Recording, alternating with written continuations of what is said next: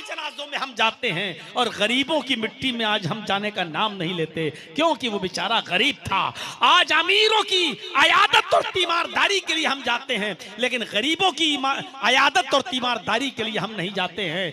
आज अमीरों के जनाजों में हम शामिल होते हैं, लेकिन गरीबों के जनाजों में हम शामिल नहीं होते हैं। और वो हर अमीर और गरीब, दोस्तों दुश्मन, सबकी मिट्टी में जाता था। इसलिए उसकी ये नेकी फरिश्तों ने एक रुमाल में बांधकर मिट्टी की शक्ल में तराजू के पल्ले पर रखी और वो आदमी जन्नत का मुस्तहिक हो गया।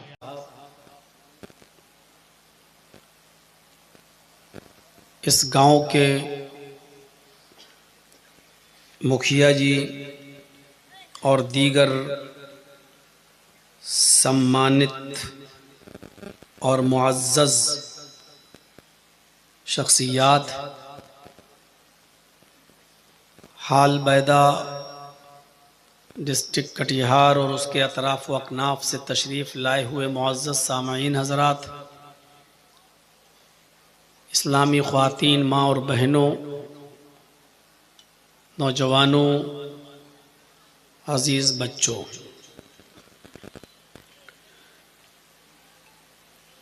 रात के 12:30 बजे तक और ठंडी की इस रात में आप लोगों का यहाँ पर जमकर बैठना और इतनी कसीर और बड़ी तादाद में जमा होना, ये इस बात को बतलाता है कि अभी ईमान हमारे दिलों में बाकी है, इस्लाम की मोहब्बत हमारे दिलों में मौजूद है। खुशी हुई इस मदरसे को के तलबा को देखकर, और जिन बच्चों ने हिफ्ज़ मुकम्मल किया उनके सरों पर दस्तारे फ़जीलत को देखकर। यकीनन ये इन बच्चों के लिए भी और इन बच्चों के वालिदैन के लिए भी और इन बच्चों को पढ़ाने वाले असातिज़ा किराम के लिए भी बड़ी खुशी का मौका है। और सबसे बड़ी खुशी उस वक्त होगी जब हाफिज़ कुरान के बाप के सर पर सोने का मुकुट, सोने का ताज रखा जाएगा, जिसकी रोशनी सूरज से ज़्यादा रोशन होगी, जिसकी चमक सूरज से ज़्यादा जिसके अंदर होगी, और लोग उस मुकुट को देखकर, उस ताज को देखकर पछताएंगे और अपनी ज़बान से ये जुमले निकालेंगे कि काश मैंने भी अपनी औलाद को हाफिज़ कुरान बनाया होता, मैंने भी अपने बच्चों को कुरान की तालीम दी होती, तो आज ये एज़ाज़, आज ये इज़्ज़त, आज ये बुलंदी और रफ़ात हमको भी मिलती।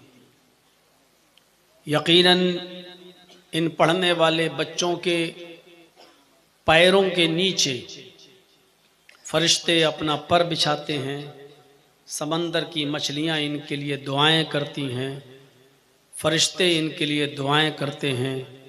अल्लाह रब्बुल आलमीन से दुआ है कि अल्लाह आलमीन इस इदारे को हरा भरा रखे, इस इदारे को दिन दूनी रात चौगनी तरक्की अता फरमाए, असातिज़ा को उनकी मेहनत का अच्छा सिला और बदला अता फरमाए, और जो बच्चे इस इदारे से पढ़कर निकल रहे हैं उन बच्चों की तालीम इन असातिज़ा के लिए नजात का ज़रिया बनाए।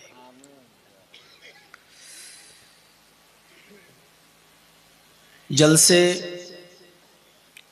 बहुत होते हैं और हो भी रहे हैं। तकरीबन 25 साल का ज़माना मेरा भी इन जलसों में गुज़र चुका है। मुझे अच्छी तरीके से याद है, अगर शुरू की 2-3 तकरीरों को न जोड़ें और सन 2000 से जो मैंने तकरीर की दुनिया में कदम रखा, आज 2025 तक एक लंबा ज़माना गुज़रा है। 1/4 सदी गुजर गई है। एक सदी 100 साल की होती है, 1/4 सदी गुजर गई है। और मैंने बड़े उतारो चढ़ाव देखे हैं, बड़े नशेबो फराज देखे हैं। मैंने सन 2002 की तकरीर में जो नारायण खेड़ के अंदर हुई थी आंध्रा में, मैंने वो मंजर भी देखा है कि मेरी तकरीर ख़त्म होने से पहले 6-7 लोगों ने अपने घरों से टीवी लाकर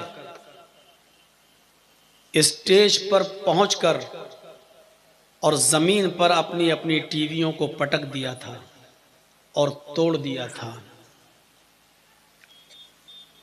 मैंने वो मंजर भी देखा है। कुछ अच्छे असरात भी देखे हैं और लोगों को चेंज होते हुए और बदलते हुए भी देखा है। मैं ऐसे 1-2 नहीं, सैकड़ों लोगों को जानता हूं कि जब उनसे मुलाकात होती है तो वो कहते हैं कि मौलाना साहब, आज अल्हम्दुलिल्लाह मैं अहले हदीस हूं और मेरे अहले हदीस होने में आपकी तकरीरों का रोल है। आपकी तकरीरें सुन सुन कर मैं राह हक पर आ गया। मैंने इन जलसों के अच्छे असरात भी देखे, मैंने इन जलसों के नुकसानात भी देखे। जलसे अपनी जगह पर हो रहे हैं, लेकिन जलसों में मेले और ठेलों को लगता हुआ भी देखा। जलसों के अंदर मर्द और औरतों का इख्तिलात भी देखा। जलसों के अंदर दुकानों पर मर्दों और औरतों की भीड़ भी देखी।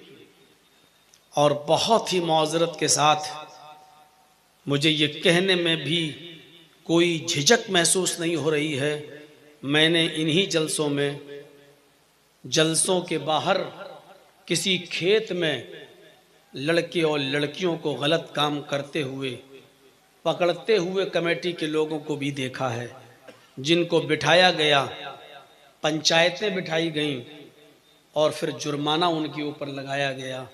मैंने इन चीज़ों को भी गौर से देखा। मेरे भाइयों, जलसे के असरात हमारी ज़िंदगी पर मुरत्तब होना चाहिए। वो अब नहीं हो रहे। जैसे जैसे सोशल मीडिया आगे बढ़ती जा रही है और ज़माना तरक्की करता जा रहा है, हम ये देख रहे हैं कि लोगों में बिगाड़ भी पैदा होता जा रहा है। अब सूरत ये हो गई है कि आप चीखते रहो, चिल्लाते रहो, बोलते रहो, लेकिन आप बोलते रहिए, हम सुनते रहेंगे। आपका काम है बोलना और हमारा काम है सुनना। हम करेंगे वही जो हम और हमारे बाप दादा करते चले आए। जैसे एक शख्स आगे आगे चल रहा है और 4 व्हीलर वाला उसके पीछे पीछे चल रहा है। 4 व्हीलर वाला हॉर्न बजा रहा है, लेकिन उसके आगे जो आदमी चल रहा है वो रास्ता नहीं दे रहा है। उसने दोबारा हॉर्न बजाया, वो आगे चल रहा है, रास्ता नहीं दे रहा है। उसने तीसरी बार, चौथी बार, 5वीं बार भी हॉर्न बजाया, लेकिन आगे वाला आदमी सुन ही नहीं रहा है, बस चले चला जा रहा है। ड्राइवर को गुस्सा आया, गाड़ी से उतरा, इस आदमी को पकड़ा और कान पर एक थप्पड़ लगाया। कमीने, मैं कब से हॉर्न दे रहा हूं, तुम सुन नहीं रहे हो? इस आदमी ने कहा कि मुझे क्यों मारा? कहा कि मैं कब से हॉर्न बजा रहा हूं, तुम्हें सुनाई नहीं दे रहा है? रास्ते से क्यों नहीं हटते हो? उस आदमी ने जवाब दिया, भाई तुम इतनी जोर जोर से हॉर्न बजा रहे थे कि मेरे कान सुन हो चुके थे, मुझे सुनाई नहीं दे रहा था। इतनी जोर जोर से आपने हॉर्न बजाया कि हमारे कानों के पर्दे सुन हो गए, मुझे सुनाई नहीं दे रहा है। आप कितनी बार हॉर्न बजाया मुझे नहीं मालूम, मैं कैसे हटता जब मुझे सुनाई नहीं दे रहा है। इसी से मिलती जुलती कैफियत कुछ हमारी हो चुकी है। कितने मौलवी बोलते हैं, चीखते हैं, चिल्लाते हैं, कुरान की आयतें पढ़ते हैं, जहन्नम का जिक्र करते हैं, अज़ाब कब्र बयान करते हैं, रो रो कर जहन्नम के हालात का तस्करा करते हैं, कयामत की निशानियां बताते हैं, लेकिन हम सुनाई नहीं दे रहा है हमें। हमारे कान सुन सुन कर पक चुके हैं, हमें पता ही नहीं चलता कि जलसों में क्या कहा जा रहा है। भीड़ तो होती है, लोग तो आते हैं, तकरीरें तो सुनते हैं, बातें तो सुनते हैं, लेकिन जैसे हॉर्न की आवाज सुन सुनकर आगे चलने वाले का कान सुन हो चुका, ऐसे ही मौलवियों, आलिमों, मुकर्रिरों, खतीबों की तकरीरें सुन सुनकर हमारे कान भी पक चुके हैं। हमें भी कुछ समझ में नहीं आता है कि हमें क्या अमल करना है और क्या अमल नहीं करना है। आज यही सूरत है। एक बीमारी है जिसको बोला जाता है डायरिया, जिसमें इंसान को लूज मोशन हो जाता है। जो कुछ भी खाता है वो पेट के रास्ते से बाहर निकल जाता है। उसको पानी की तरह लैट्रीनें होती हैं। उस जो कुछ भी खाया वो बॉडी को नहीं लगता, उसका ब्लड नहीं बनता। जो खाया वो पेट में गया और लीवर का फंक्शन उसका बिगड़ा हुआ है, इसलिए लूज मोशन की शक्ल में वो दूसरे रास्ते से जो कुछ भी खाया वो बाहर आ गया। इस बीमारी को कहा जाता है डायरिया। इंसान जो खाए वो उसके बदन में ना लगे। इंसान जो खाए एक रास्ते से और दूसरे रास्ते से बाहर निकल जाए, उसकी ताकत, एनर्जी इंसान की बॉडी पे न लगे, तो इस बीमारी को कहा जाता है डायरिया। जिस तरह डायरिया में इंसान जो खाता है वो दूसरे रास्ते से बाहर निकल जाता है, हमें भी कानों का एक डायरिया हो गया है। हम एक कान से सुनते हैं और दूसरे कान से बाहर निकाल देते हैं। जर्जी साहब क्या बोल रहे हैं? हम एक कान से सुन रहे हैं, जलसा खत्म हुआ, दूसरे कान से हमने निकाल दिया। उसका असर कल हमारी जिंदगी पर नहीं रहेगा। जैसे जो हमने खाया उसकी एनर्जी, उसकी ताकत हमारी बॉडी को नहीं लगती, ऐसे ही जो बोला है उसका असर हमारे दिल को नहीं होता है। एक कान से सुना और दूसरे कान से हमने निकाल दिया। हमें कानों का डायरिया हो गया है। हम सुनते तो हैं लेकिन उसको अपने दिल में नहीं बिठाते और उसके मुताबिक अमल नहीं करते, उसको अपनी जिंदगी पर नाफिज नहीं करते, बल्कि हम दूसरे कान से उसको निकाल देते हैं। मेरे प्यारे साथियों, यही चीज सबसे ज्यादा नुकसानदेह है। वरना अगर किसी इंसान की फितरत में जिंदगी हो तो 25 साल का जमाना एक जमाना होता है। इंसान एक बात ही काफी है उसकी जिंदगी के अमल करने के लिए। यहां तो 25 साल की जिंदगी गुजर चुकी है। तकरीरों की दुनिया में जहेज अभी खत्म नहीं हुआ, जुआ अभी खत्म नहीं हुआ, शराब अपने जोरों शोरों पर है, सारी बुराइयां हमारे मुआशरे के अंदर है, बेपर्दगी आम हो चुकी है और बेहयाई की हालत तो यह है कि हमारी बेटियों और बहनों के जिस्म से कपड़े उतर चुके हैं। शॉर्ट कपड़ों में इंस्टाग्राम पर आकर, टिकटॉक पर आकर गंदी वीडियो बनाकर अपलोड करके आज वो हजारों रुपया कमा रही हैं। और आओ हमारे लखनऊ की तरफ तो आपको बड़े बड़े हाजियों, बड़े बड़े नमाजियों, बड़े बड़े मुल्ला और मौलवियों की बेटियां भी जिनके सरों से दुपट्टे उतर चुके हैं, बेहयाई का लिबादा वो पहन चुकी हैं और लेगियों में, स्कर्टों में, ब्रा में और पैंटीज में वो अपनी इंस्टाग्राम पर वीडियो को अपलोड कर रही हैं। जब हाजियों की, नमाजियों की, हाफिजों की, कारियों की, मौलवियों की बेटियों का जब ये हाल हो तो फिर मेरे भाइयों उम्मीदें किससे लगाई जाएं और किससे उम्मीद की जा सकती है कि हमारी बेटियों को की इस्लाह वो करेगा। काबिल गौर है और मकाम गौर है। आपका कौन सा चैनल है? कौन सा चैनल का नाम बताओ ना। है? आपको मना किया, ये सब लगे हुए हैं, तो फिर सबको उतरवाने का फायदा क्या हुआ बताइए तो जरा।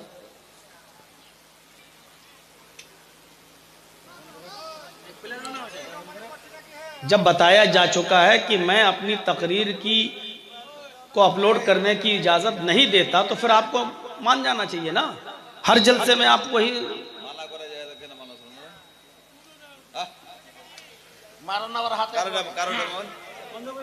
दो बार जेल भिजवा चुके हैं, अभी भी आप हरकत से बाज नहीं आ रहे हैं।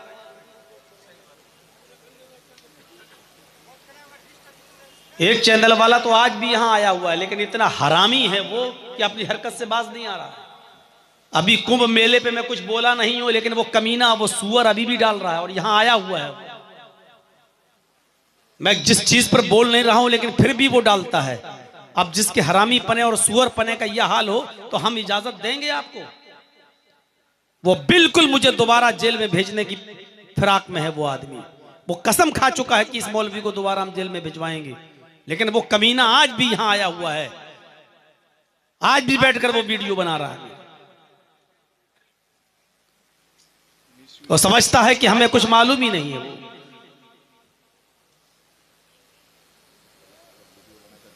ये थंबनेल बना बना के ये कमीने डाल रहे हैं, वरना हमें क्या था अगर 20, 25, 50 हजार रुपए महीना आप कमा रहे थे, मुझे क्या है भाई, मुझे क्या आपत्ति थी। लेकिन आप लोगों की वजह से मेरी माँ रोए, मेरा बाप रोए, और आप अपने पैसे कमाएं। हाथ जोड़ रहा था, गिलगिला रहा था, व्हाट्सएप पे मैसेज भेज रहा था, मेरी माँ बीमार है मौलाना साहब, आप ये स्ट्राइक वापस ले लीजिए। हाथ पैर जोड़ रहा था वो आदमी, और जैसे ही उसका स्ट्राइक वापस आया, फिर वो अपने कमीना पर उतर आया वो आदमी। और उस एक आदमी की वजह से हम सबको मना करते हैं।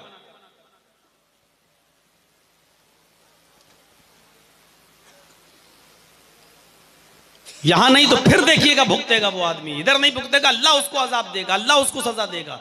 देखिएगा इस दुनिया में जब मना करने के बावजूद नहीं मान रहा है, तो दुनिया ही में अल्लाह दिखाएगा उसको।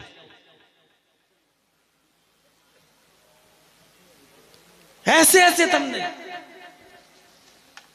कुंभ मेले पे क्या बोले मौलाना जर्जीस, और औरतें नहा रही, उनका फोटो लगा रहा है मेरे साथ, जबकि मैं बोला ही नहीं हूं। और इस तरीके से झूठ बोल बोल कर और लिख लिख कर पैसा कमाते हैं। हाँ, तो मेरे भाइयों, फितरत में जिंदगी हो तो 20-25 साल की जिंदगी अहमियत नहीं रखती।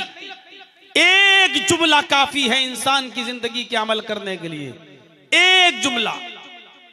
गौर करो कि एक आदमी रिक्शा चला रहा था, दिन भर रिक्शा चलाता था, दिन भर, और मेहनत और मजदूरी करके वो अपने घर आता है। सुनिए, दिन भर मेहनत और मजदूरी करके वो कमा कर अपने घर लाता है, और उसी से खाना बनता है, उसी से सब्जी आती है, दाल आती है। एक दिन बेचारा बड़ी मशक्कत करके, रिक्शा चला के, मेहनत करके, मजदूरी करके, पसीना बहाकर वो बेचारा अपने घर आया और बीवी से कहा, बीवी भूख लगी है, कुछ खाना दे दो, दिन भर रिक्शा चलाता हूं। बीवी ने कहा बैठो। उफ, बीवी ने दाल और रोटी लाकर रख दी, और दाल भी ऐसी थी, आपके यहां उसमें तड़का वड़का लगाया जाता है, लहसुन देकर, प्याज देकर, तेल वगैरह देकर, लेकिन वो बिला भिगारी हुई दाल, ऐसी सिंपल दाल लाकर उसके सामने रख दी। वो बेचारा रोटी लेता है, दाल में डुबोता है, मुंह में रखकर कहता है कि मेरी बीवी, दिन भर मैं मेहनत करता हूं, मजदूरी करता हूं, रिक्शा चलाता हूं, मेहनत का काम करता हूं, और रात में जब मैं घर आता हूं तो तुम मुझे ये दाल खिलाती हो, बिला भिगारी हुई, बताओ हलक के नीचे नहीं उतर रही है। मेरी बीवी, बोलो, ताकत नहीं रहेगी तो रिक्शा कैसे चलाएंगे, यही चीज हम खाएंगे। उसके मुंह से ये जुमला निकला कि बिला भिखारी हुई दाल, बगैर तड़का लगाए हुए दाल तुमने मुझे दे दी। उसकी बीवी ने सिर्फ एक ही जुमला बोला था, मेरे प्यारे शौहर, लगता है तुम जुमे की नमाज पढ़ने नहीं जाते हो। नहीं नहीं, मैं तो जाता हूं। मेरे प्यारे सरताज, तुम्हें तो दाल भी मिल रही है, रोटी भी मिल रही है, और नरमो नाजुक रोटी, तरोताजा रोटी तुम्हें मिल रही है। ये दाल भी तुम्हें मिल रही है। क्या तुमने मुहम्मदुर रसूलुल्लाह सल्लल्लाहु अलैहि वसल्लम की जिंदगी के बारे में जाना है? अम्मा आयशा फरमाती हैं, बीवी कह रही है, हमने मस्जिद में जाकर मौलाना की खुतबा सुना है, मौलाना ने यह हदीस पढ़ के बताई है। हजरत आयशा फरमाती हैं, माशा रसूलुल्लाह सल्लल्लाहु अलैहि वसल्लम तामन कत्तू, कि अल्लाह के रसूल ने अपनी पूरी जिंदगी में कभी पेट भर के खाना नहीं खाया। मुहम्मदुर रसूलुल्लाह को तो पूरी जिंदगी कभी ये नहीं कहा, आए मेरी बीवी तुमने ये बिला भिकारी हुई दाल मुझे कैसे दे दी। फितरत में जिंदगी हो तो एक जुमला काफी है। हमारी तो पूरी जिंदगी हो गई जल से सुन सुनकर, लेकिन जहेज अपनी जगह पर, बेपर्दगी अपनी जगह पर, शराब नोशी अपनी जगह पर, माल हराम अपनी जगह पर, हराम तरीके से नोट कमाना, पैसा कमाना अपनी जगह पर, पूरी जिंदगी गुजर गई, लेकिन हम अभी बुराइयों को नहीं छोड़ बैठे।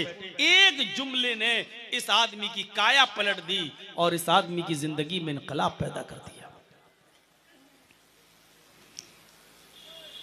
खीच और मरवान का हाकिम गुजरा है, हमीदुद्दीन अबुल हाकिम, जिसके बाप का नाम था बहाउद्दीन। अबुल हाकिम हमीदुद्दीन, जिसने 21 साल तक कीज और मरवान पर हुकूमत करके दिखाई। शहर में इसका बाग था, बाग में एक लौंडी काम करती थी, पानी बाग में मार दिया करती थी, और हाकिम वक्त के लिए, अबुल हाकिम के लिए, हमीदुद्दीन के लिए नरम गरम बिस्तर लगा दिया करती थी। हमीदुद्दीन आता था और उसी बिस्तर पे आराम करके थोड़ी देर फिर चला जाता था। एक दिन उसने पानी मारा, लौंडी ने बिस्तर लगाया, उस बिस्तर पे फूल डाले। फिर उस लड़की ने, उस लौंडी ने सोचा, देखें जरा बादशाहों के बिस्तर कैसे होते हैं, इस पर हमारा मालिक मेरा आका सोता है, लेटता है, आराम करता है, जरा लेट कर देखूं ये बिस्तर कैसा होता है, जरा देखूं कितना आराम वाला, जरा देखूं बादशाहों के बिस्तर कैसे होते हैं। वो लौंडी थोड़ी देर के लिए बिस्तर पर लेटी, उसने करवट बदली, देखें कैसा लग रहा है, उसको बड़ा आराम मिला। बादशाह के इस बिस्तर पर लेटते हुए उसको बड़ा आराम मिला। उसने अपना हाथ सर के नीचे रखा, आंख बंद करके तसव्वुर किया, देखें सोते वक्त कैसा लग रहा है। उसने आंख बंद की कि नींद आ गई। थोड़ी देर के बाद बादशाह आ गया, अबुल हाकिम आ गया, हमीदुद्दीन आ गया। उसने कोड़ा निकाला और अपनी लौंडी को अपने बिस्तर पे सोते हुए देखा, तो उसने वो कोड़ा उस लौंडी के जिस्म पे मार दिया। और जैसे कोड़ा उस लौंडी के जिस्म पे मारा, एक ही कोड़े की तकलीफ से लौंडी उठ गई, जल्दी से उठी। उसने जल्दी से चादर ओढ़ी और सीधे बिस्तर से अलग हटकर खड़ी हो जाती है। अबुल हाकिम ने कहा, मेरे बिस्तर पर तेरी हिम्मत कैसे हुई लेटने की?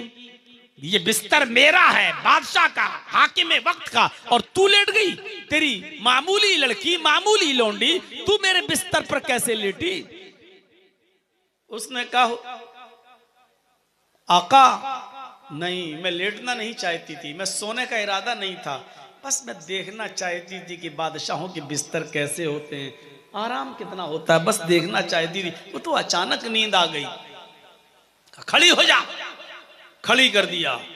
एक कोड़ा मार चुका था पहले, एक और मारा, चादर फट गई। एक और मारा, चादर दूसरी जगह से फट गई। एक और मारा, चादर तीसरी जगह से फट गई। एक और मारा, खाल दिखने लगी। एक और मारा, खाल फट गई। एक और मारा, उस खाल से खून गिरने लगा। मारते मारते उसने 10 कोड़े पूरे किए, लेकिन एक अजीब कैफियत, वो कोड़ा मारता जाता और लौंडी मुस्कुराती जाती। फिर दूसरा कोड़ा मारता, वो और ज्यादा मुस्कुराती। तीसरा कोड़ा मारता, उसके जिस्म से खून निकल रहा है, लेकिन लौंडी पहले से ज्यादा तेज मुस्कुराती। छठा, सातवां, आठवां कोड़ा पड़ा तो उसकी मुस्कुराहट हंसी में बदल गई। नवा और 10वां कोड़ा मारते मारते उस लड़की की हंसी जोर से निकल गई, ये कह कहे में हंसने लगी। अबुल हाकिम ने कहा कि मैं तुझे हंसने के लिए मार रहा हूं क्या? मैं तो तकलीफ देने के लिए तुझे मार रहा हूं और तू हंस रही है। क्या मेरी मार से तुझे तकलीफ नहीं हो रही है? मैं इतने कोड़े तुझे मार रहा हूं, क्या तुझे तकलीफ नहीं हो रही है? उसने कहा बादशाह, अय अबुल हाकिम, मेरे मालिक, मेरे आका, जब तू तकलीफ देने के लिए मार रहा है तो मुझे तकलीफ क्यों नहीं होगी? तेरे हर कोड़े से मुझे तकलीफ हो रही है, बल्कि एक कोड़े के बाद दूसरा कोड़ा मुझे और ज्यादा तकलीफ देता, उसके बाद वाला कोड़ा मुझे और तकलीफ देता, फिर उसी जख्म पर खून गिरते हुए उसी पर एक और कोड़ा पड़ता तो वो और ज्यादा तकलीफ देता। फिर तू हंस क्यों रही है? कहा हंस इसलिए रही हूं कि जब मैं अपने बारे में सोचती तो दर्द से कराहने लगती, जब तेरे बारे में सोचती तो मैं मुस्कुराने लगती, मेरे चेहरे पर हंसी आ जाती। का मेरे बारे में क्या सोच रही है? का मैं यही सोच रही हूं कि थोड़ी सी देर तेरे बिस्तर पर मैंने आराम से क्या नींद पा ली, थोड़ी देर के लिए तेरे बिस्तर पर मैं आराम से क्या सो गई, थोड़ी देर के लिए तेरे बिस्तर पर मैं क्या चली गई, थोड़ी देर के लिए तेरे बिस्तर पर मैंने आंख क्या मारी, हल्की सी नींद क्या ली कि तेरी अदालत में मुझे ये सजा मिल रही है कि मेरे जिस्म को लहू लुहान कर दिया, मेरे जिस्म को छलनी छलनी कर दिया, मेरे जिस्म से खून के कतरे गिरने लगे। जब थोड़ी देर तेरे बिस्तर पर सोने की सजा तेरी अदालत में ये है तो मैं ये सोच रही हूं कि जिसने पूरी जिंदगी ऐशो आराम में गुजारी हो, जिसकी जिंदगी में कभी तकलीफ ना आई हो, अल्लाह की अदालत में उसकी सजा क्या होगी। मैं तेरे बारे में सोच रही हूं कि तूने तो जरा देर भी तकलीफ नहीं उठाई, तू तो पूरी जिंदगी ऐशो आराम में रहा। जब थोड़ी सी आराम की सजा तेरी अदालत में यह है कि उसके जिस्म से खून निकाल दो, तो अल्लाह की अदालत में तेरी सजा क्या होगी जिसकी पूरी जिंदगी ऐशो आराम में गुजरी है। बस एक जुमला बोला इस लौंडी ने, इस बांदी ने, इस खादिमा ने, अबुल हाकिम हमीदुद्दीन के दिल पे असर कर गया। उसने कोड़ा जमीन पर फेंका, उस लड़की के हाथ बांध दिए थे, उसको खोला और कहने लगा जाओ जाओ, मैंने तुम्हें आजाद कर दिया, आज के बाद तुम मेरी लौंडी नहीं हो, तुम जहां जाना चाहो तुम जा सकती हो, मैंने तुम्हें अपनी गुलामी से आजाद कर दिया है, जाओ, मैंने तुम्हें आजादी दे दी। वो लौंडी आजाद कर दी गई और ये आदमी अबुल हाकिम हमीदुद्दीन ने इस्तीफा दे दिया हुकूमत से। 21 साल तक हुकूमत की और 21 साल के बाद आज इस्तीफा दे दिया और उसके बाद उलमा की सोहबत में बैठ गया, बड़े बड़े मौलवियों की सोहबत में बैठ गया और दावत व तबलीग का फरीजा अंजाम देने लगा और गुमनामी की जिंदगी गुजारना शुरू कर दिया। एक दिन आता है कि बीमारी ने पकड़ लिया और इसका इंतकाल हो गया। इंतकाल कहाँ हुआ पता नहीं, दफन कहाँ किया गया पता नहीं। हाकिम था, 21 साल तक हुकूमत चलाई, लेकिन इस लौंडी ने कहा अल्लाह की अदालत में तेरी सजा क्या होगी जिसकी पूरी जिंदगी ऐशो आराम से गुजरी। बस एक वर्ड ने, एक जुमले ने इसकी जिंदगी बदल दी और वहीं से निकला और गुमनामी की जिंदगी गुजारा। पूरी जिंदगी लोगों को दावत और तबलीग में देता रहा, एक अल्लाह की इबादत की तरफ बुलाता रहा, अपने आप को गुमनाम कर लिया, किसी को नहीं बताता था कि मैं हाकिम वक्त हूं, मैं बादशाह रह चुका हूं, किसी को नहीं बताता था। बस एक अल्लाह की तरफ बुलाना, नमाज पढ़ना, अपने घर में चला जाना, अल्लाह की तरफ दावत देना, नमाज पढ़ना और अपने घर में घुस जाना। मरता है तो किसी को पता नहीं चलता और जब मिट्टी हुई तो पता नहीं चला कि किसकी मिट्टी दी जा रही है और किसको दफन किया जा रहा है। मेरे भाइयों, फितरत में जिंदगी हो तो जिंदगी बदलने के लिए एक जुमला काफी है, एक वर्ड काफी है, और जिसकी फितरत में जिंदगी ना हो उसको पूरे 25-25 साल तक समझाते रहो, उसके ऊपर कोई फर्क नहीं पड़ेगा, एक कान से सुनेगा और दूसरे कान से उड़ा देगा। हर इंसान को अपनी फिक्र करनी चाहिए। हर इंसान को आज ज़माना ऐसा है, आज लोग ये कर रहे हैं, आज हालात ये हैं, आज लोग ये कर रहे हैं, आज शराब इतनी पी जा रही, चोरी इतनी। हर इंसान अगर अपने आप को संभालने लगे, हर इंसान अगर आज अपने आप को देखने लगे तो अपनी इस्लाह हो जाएगी। आप दूसरों से पहले अपनी इस्लाह करना शुरू कर दें, सबकी इस्लाह हो जाएगी। हवाई जहाज पर कभी उड़िए तो आपको एयर होस्टेस कहेगी कि हवा का दबाव कम होने पर ये ऑक्सीजन मास्क अपने आप आपकी कुर्सी के नीचे आ जाएंगे। अपने नाक और मुंह पर अच्छी तरह ढककर सांस लेते रहें। दूसरों की सहायता करने से पहले अपना नकाब, अपना माउस खुद अच्छी तरीके से पहने। दूसरों की मदद करने से पहले अपना मास्क अच्छी तरीके से लगाकर अच्छी तरह सांस और मुंह ढककर सांस लें। ये आपको एयर होस्टेस बोलती हुई नजर आएगी। हर एरोप्लेन में ये बोला जाता है, दूसरों की सहायता से पहले अपना मास्क अच्छी तरीके से पहने। आपकी सांस खुद कम हो रही है और दूसरों को आप जिंदगी देना चाहते हैं। आपका खुद दम घुट रहा है, दूसरे को आप बचाना चाह रहे हैं। आप खुद बीमार हैं और दूसरों की बीमारी की फिक्र कर रहे हैं। आपको खुद कैंसर है लेकिन दूसरे को आप बचाना चाहते हैं। आज हालात ये हो चुके हैं मेरे भाइयों, इंसानों को दूसरों को बुराइयों से रोकना अच्छी बात है, लेकिन पहले हर इंसान को अपने आप को बुराइयों से रोकना चाहिए।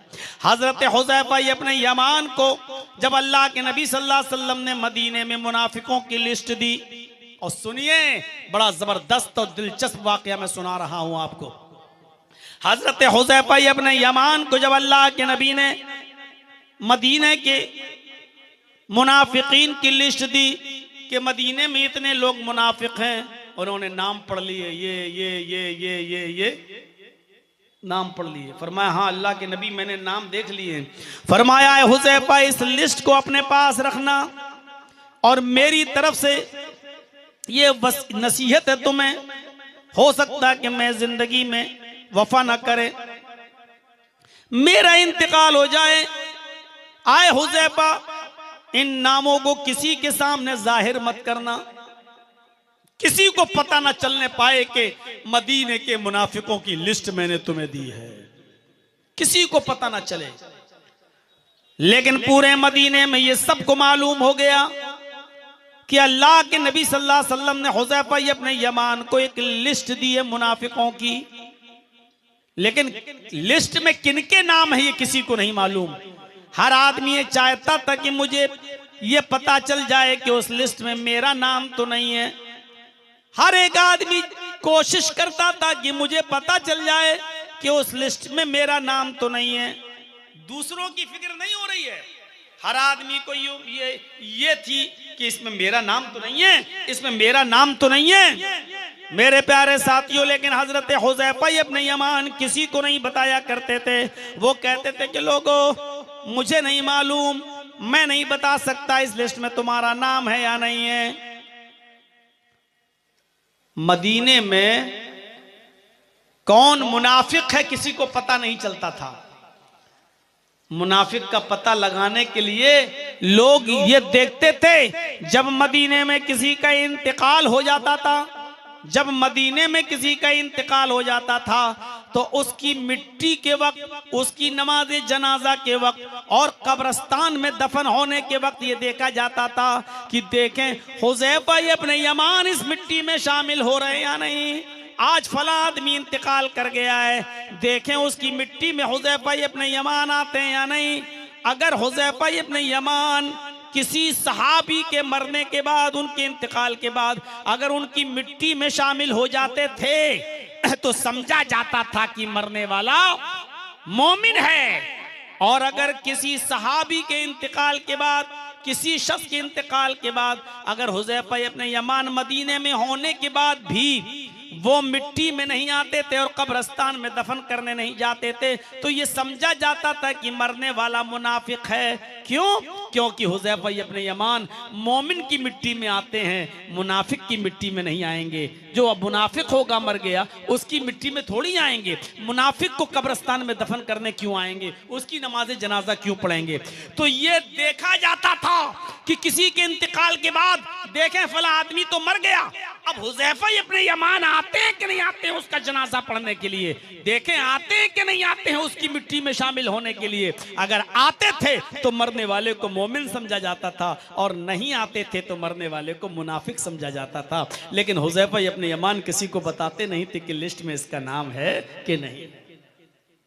एक दिन हजरत उमर फारूक उनको अपने घर ले गए और नाश्ता कराया जम के, खजूर खाओ, कहवा पियो, अच्छे से अच्छा खिलाया पिलाया। और जब मेहमान नवाजी कर ली तो कहा हजरत उमर ने, हुज़ैफा जानते हो मैंने तुम्हारी दावत क्यों की? कहा नहीं। आए हुज़ैफा ये मेरा घर है, मैंने तुम्हें अच्छे से अच्छा अपनी ताकत के मुताबिक खिलाया पिलाया। कहा कि ठीक, अल्हम्दुलिल्लाह, अल्लाह ताला आपको बरकत दे। कहा हुज़ैफा इस मेरे घर में मेरे अलावा और तुम्हारे अलावा कोई नहीं है। कहा अमीरुल मोमिनीन, आप बिल्कुल ठीक कह रहे हैं, हम हैं और आप हैं, तीसरा कोई नहीं है। फरमाया हुज़ैफा आज सिर्फ मुझे इतना बता दो, मैं दूसरे के बारे में नहीं जानना चाहता, मुझे दूसरे की कोई फिक्र नहीं है। मैं तुम्हें अपने घर में इसलिए लाया हूँ, अच्छे से अच्छा खिलाया पिलाया हूँ, सिर्फ ये जानने के लिए मैं तुम्हें अकेले में अपने घर में लाया हूँ कि सिर्फ इतना मुझे बता दो कि मोहम्मद रसूलुल्लाह सल्लल्लाहु अलैहि वसल्लम ने जिस लिस्ट में मुनाफिकों के नाम लिखकर तुम्हें दिए थे और उस लिस्ट में मदीने के जिन मुनाफिकों के नाम तुम्हें बताए थे और कहा था कि इसको किसी को मत बताना। आए हुज़ैफा मैं ये नहीं कहता हूं कि उसमें कितने लोगों के नाम है, मैं नहीं पूछना चाहता, मैं ये भी नहीं जानना चाहता कि मदीने की लिस्ट में कौन कौन है, मैं ये भी नहीं पूछ रहा हूं तुमसे। मैं सिर्फ इतना जानना चाहता हूं कि अल्लाह के रसूल ने मदीने में जितने मुनाफिकों के नाम तुम्हें लिख कर दिए थे, आए हुज़ैफा उन नामों की लिस्ट में मेरा नाम है या नहीं, उमर फारूक का नाम है या नहीं, अल्लाह के रसूल ने जो नाम तुम्हें बताए थे उन नामों में मेरा नाम लिखा या नहीं लिखा। अगर लिखा तो बताओ ताकि मैं तौबा और इस्तिग़फ़ार करके अपनी मुनाफिकत दूर कर लूं, और अगर नहीं है तब भी बताओ ताकि मैं अल्लाह का शुक्र अदा करूं।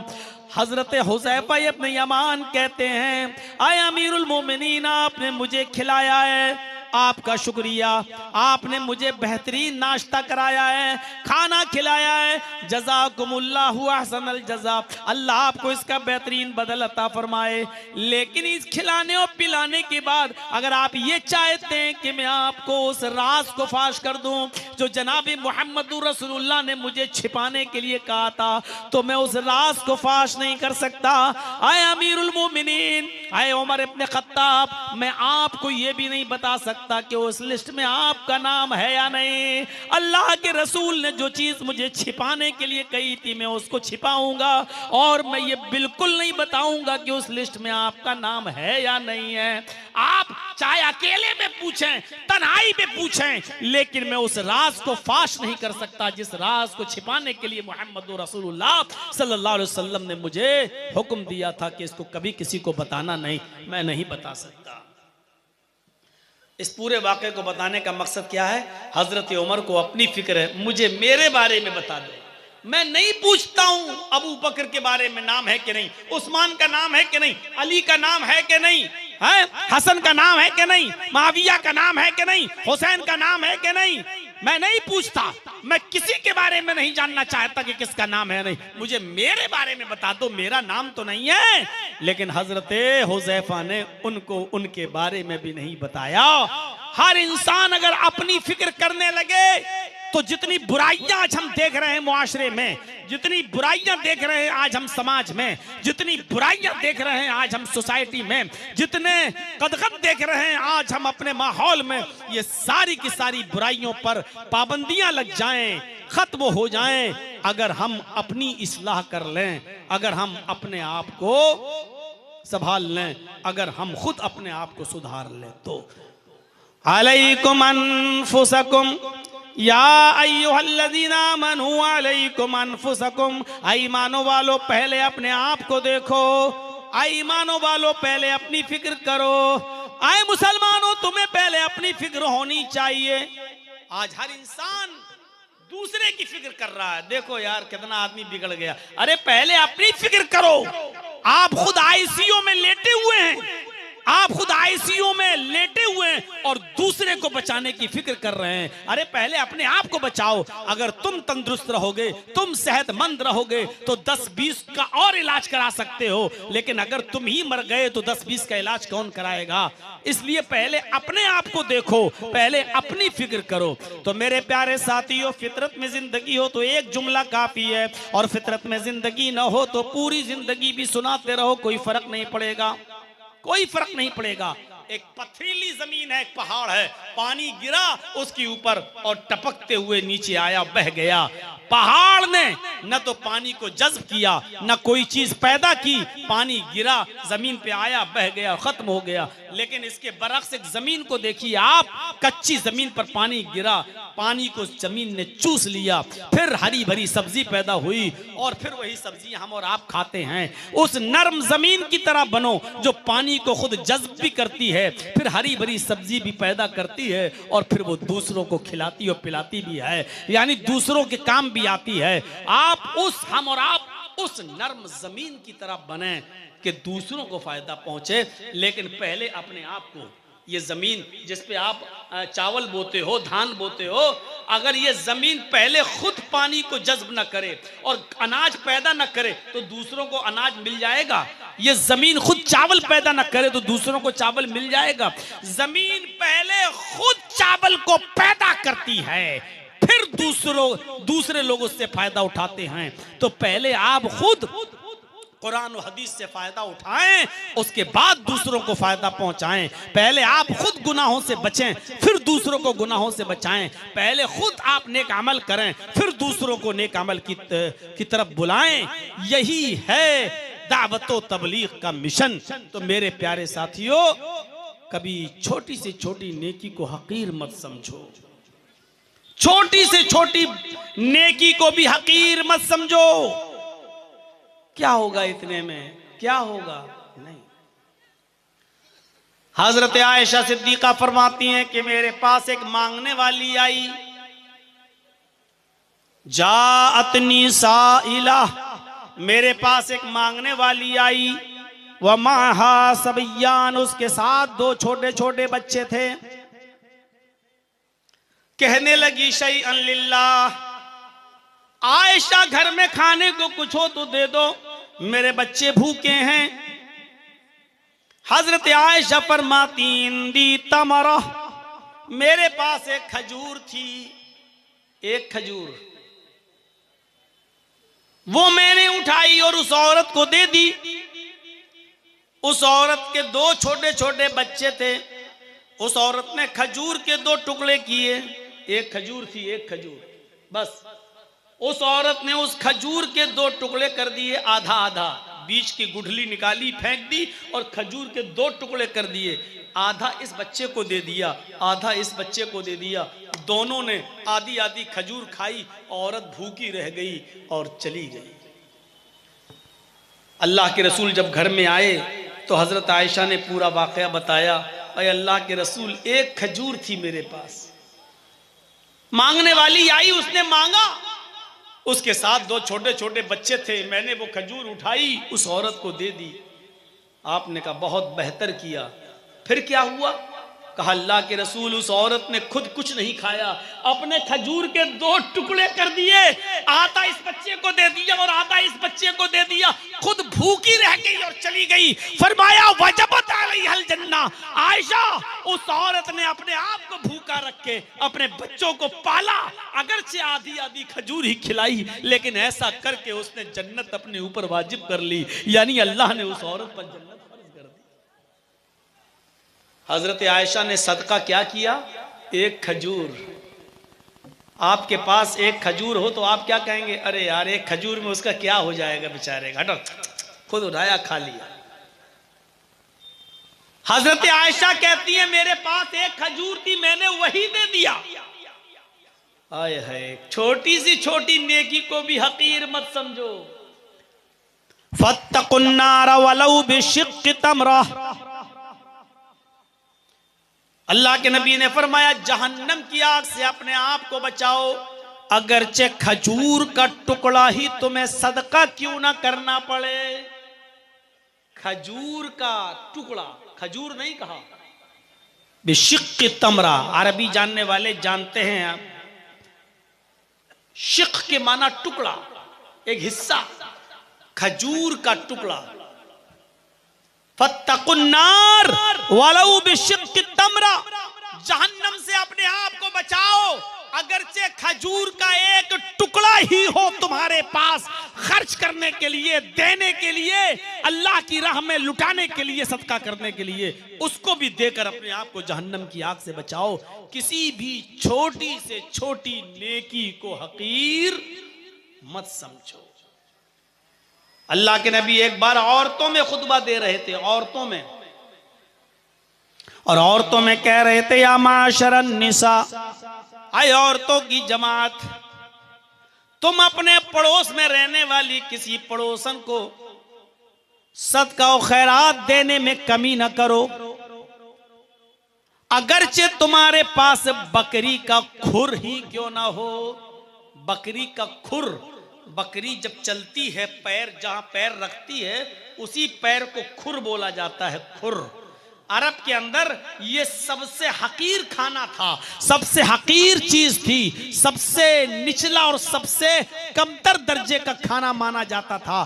तो उसको खुर, यानी खुर कहते रहे, ये पैर निचला हिस्सा जिस पे लेटरिन लगे, गंदगी लगे, मिट्टी लगे, तमाम वो खुर जो बकरी का नीचे का हिस्सा पैर का, उसको खुर का। अल्लाह के नबी ने फरमाया आए और तो तुम अपनी पड़ोसन को सदका और खैरात करो, अगर कुछ ना हो तुम्हारे पास सदका और खैरात करने के लिए तो बकरी का खुर ही दे दो, यानी मामूली से मामूली चीज भी तुम्हारे पास सदका और खैरात करने के लिए हो तो दे दो, और उस खुर को देकर अपने आप को जहन्नम से बचाओ।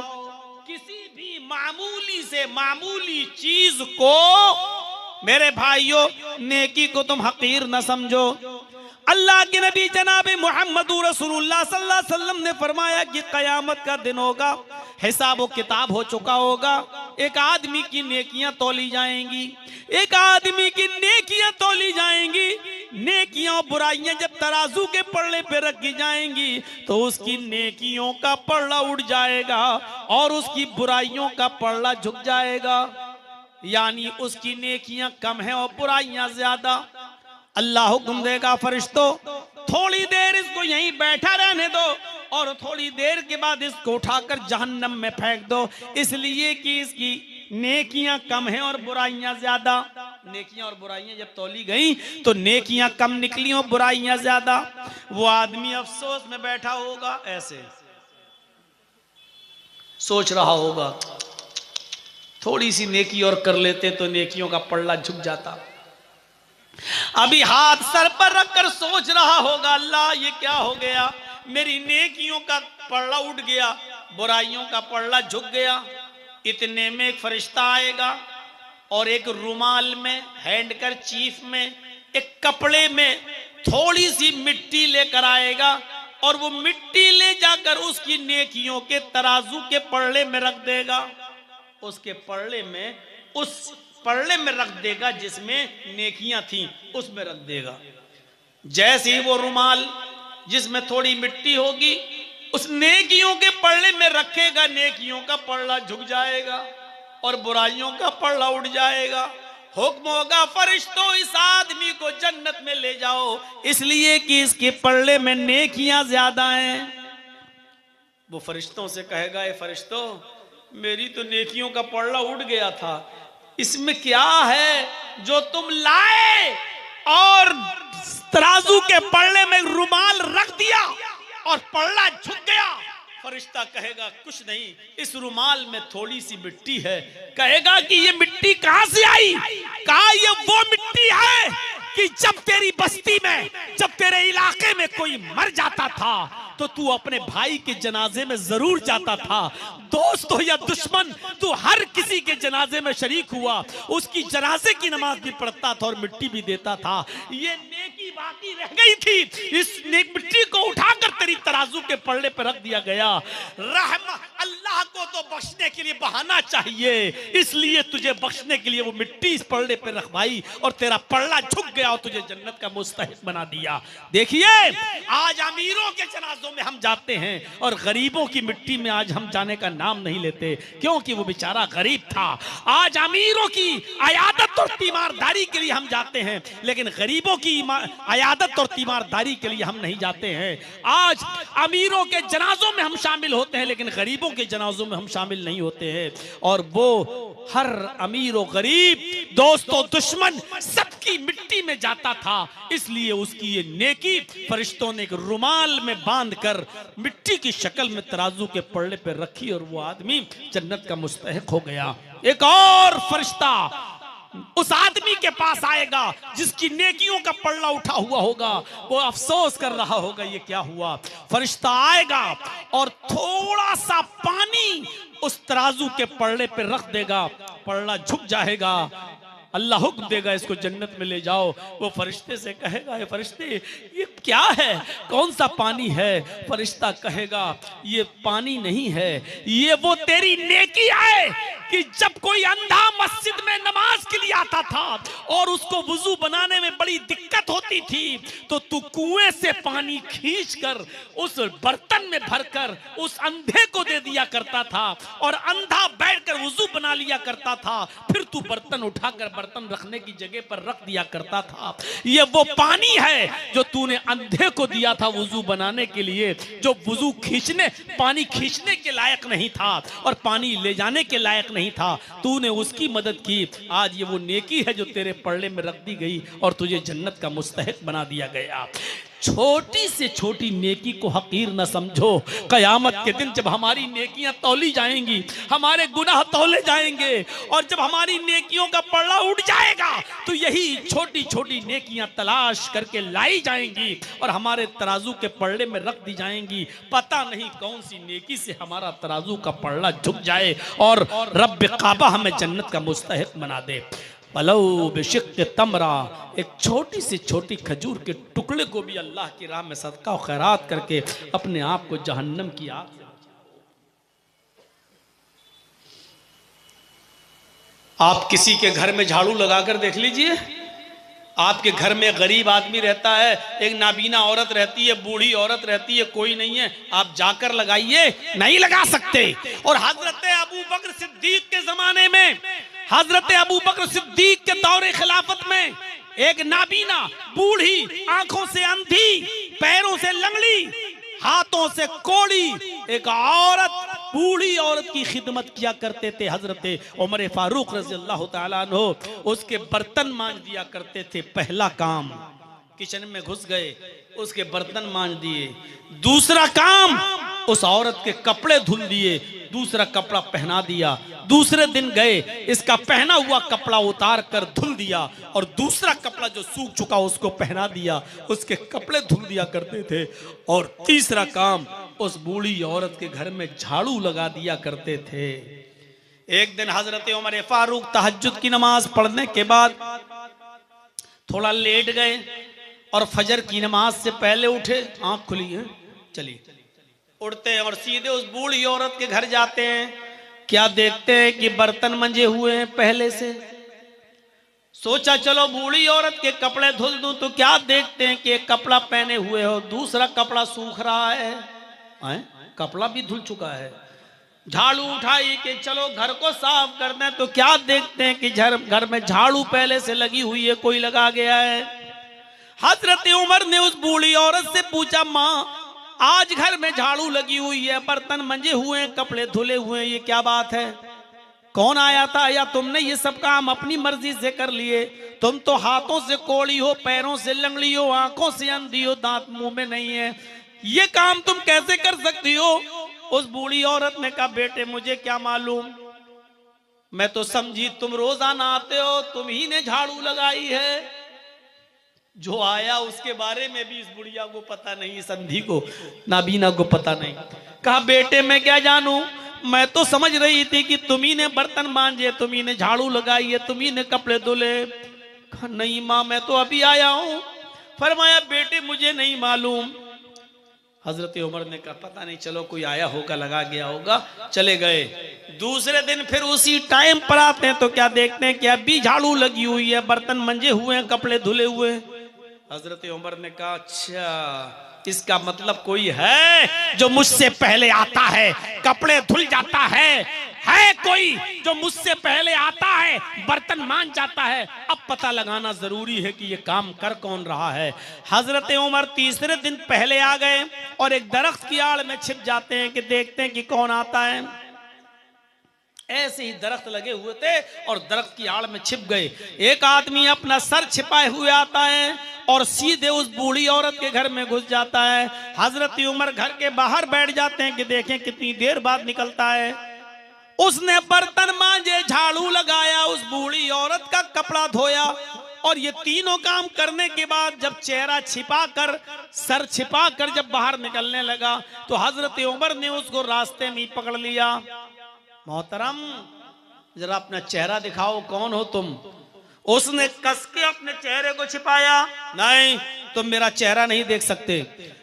हजरत उमर ने कहा मर्दों को पर्दा नहीं है इस्लाम में, तुम्हारी आवाज बता रही है कि तुम मर्द हो, तुम्हारे हाथ बतला रहे हैं कि मर्द का हाथ है, तुम्हारा पैर बतला रहा है कि ये मर्द का पैर है, तुम्हारा लिबास बता रहा है कि ये मर्दों का लिबास है, तुम्हारी चाल ढाल बता रही है कि तुम मर्द हो, और फिर मर्द होकर पर्दा, चेहरा छिपाए हुए हो, चेहरा खोलो।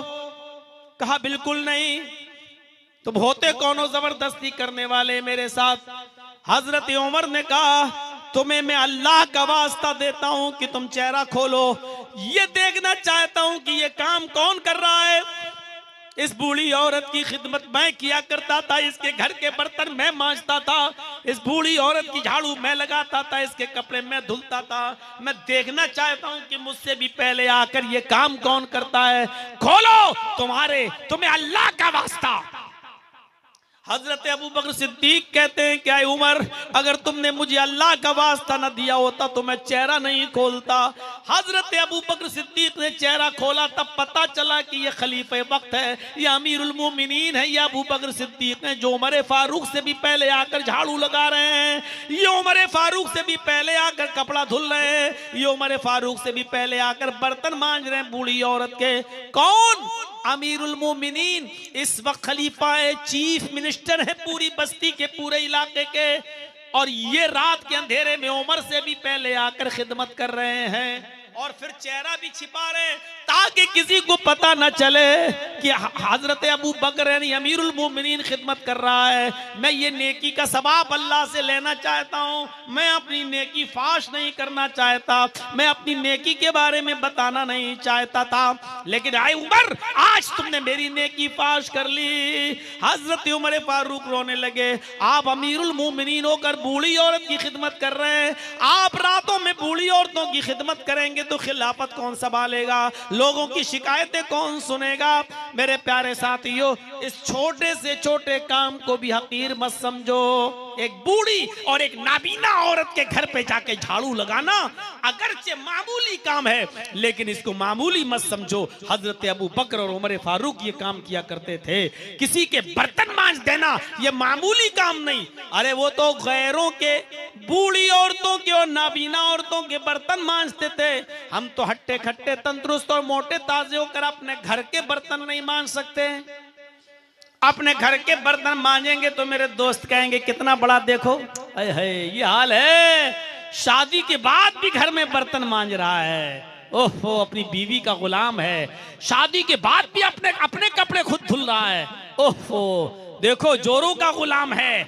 मेरे भाइयों, अपने हाथ से अपने कपड़े धुल लेना ये मायूब नहीं है, अपने हाथ से अपने घर में झाड़ू लगा देना ये मायूब नहीं है, बर्तन मांज देना ये मायूब नहीं है। अल्लाह के नबी की बीवी हजरत आयशा फरमाती हैं अल्लाह के नबी के बारे में कि अल्लाह के नबी मेरे घर के कामों में मेरी हेल्प किया करते थे, मैं अगर आटा गूंदती थी तो रोटी अल्लाह के नबी बना दिया करते थे, और अगर मैं रोटी बना देती थी तो आटा अल्लाह के रसूल गूंद दिया करते थे। मैं अगर घर में झाड़ू लगाया करती थी तो कपड़े अल्लाह के नबी सल्लल्लाहु अलैहि वसल्लम धुल लिया करते थे। अपने घर में अपना जूता खुद सिल लिया करते थे, अपना जूता खुद ही सिल लिया करते थे। क्यों ना सिला? एक बार जूता सिल रहे हैं अल्लाह के नबी, अपना जूता, मोची का काम खुद कर रहे हैं। और हमें कैसा नबी मिला यार, सोचो हमें रसूल कैसा मिला। हजरत आयशा चरखा चला रही हैं।